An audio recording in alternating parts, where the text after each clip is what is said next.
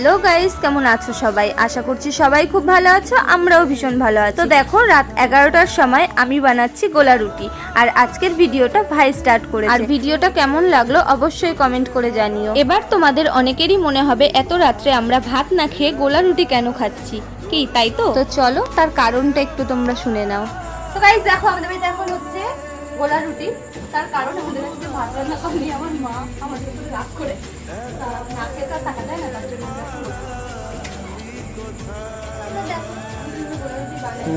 তো তোমরা তো শুনতেই পেলে যে মা রাগ করে সেদিন রাতে রান্না করেনি।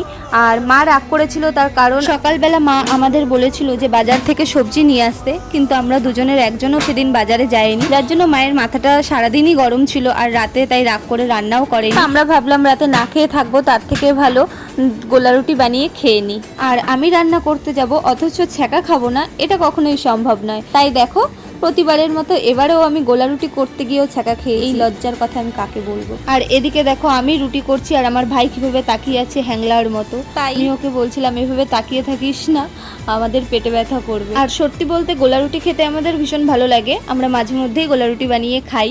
আর তোমাদের কার কার গোলা রুটি খেতে ভালো লাগে অবশ্যই কমেন্ট করে জানিও। এদিকে রান্না করতে করতে হঠাৎ করেই দেখি আমার এই গোলানোটার মধ্যে একটা আরশোলা পড়ে গেছে, মানে মাথাটা এত গরম হয়েছে ধারণার বাইরে।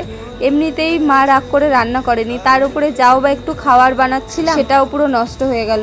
আর এখানে হাসছিলাম ঠিকই, কিন্তু ভেতরে ভীষণ রাগ হচ্ছিল। আর এটা দেখার পরে তো মার মাথা আরও গরম হয়ে গেছে, মানে এমনিতেই রেগেছিল আমাদের উপরে, তারপরে আরও রেগে গেছে। তার কারণ মা বলছিল যে ওটা ঢেকে কেন রাখিসনি, ঢেকে রাখলে তো আর এটা হতো না। আর সত্যিই ঢেকে রাখলে হয়তো এই জিনিসটা হতো না, এটা আমারই ভুল হয়েছে, একটু ঢেকে করা উচিত ছিল, কিন্তু আমিও বুঝতে পারিনি। তো যাই হোক, গোলাটার মধ্যে আমি জল ঢেলে দিলাম আর ভাই এটাকে এখন ওই নোংরার বালতিতে ফেলে দিচ্ছে। আর সেদিন হয়তো সত্যি আমাদের কপালে খাওয়া ছিল না, না হলে এরকম কেন হলো বলো। আর মা তো এখানে আমার উপরে ভীষণ রেগে গেছে, কি বলবো তোমাদের। তো এখানে আমার ভাইয়ের মনটা তো খুবই খারাপ হয়ে গেছে, হাসছে ঠিকই কিন্তু মনটা খারাপ হয়ে গেছিলো। এত গরমের ঘেমে ঘুমে ভিডিও করার পরে যদি এরকমটা হয় তখন কার মাথার ঠিক থাকে বলো। তো যাই হোক, এই যে দুখানা রুটি, এই দুটো রুটি করার পরেই আসলটা পড়েছিল। তো এই দুটো রুটি এখন আমরা তিনজন মিলে খাবো। আর তিনজন না, সরি 4জন, আমার বোনও এসেছিল।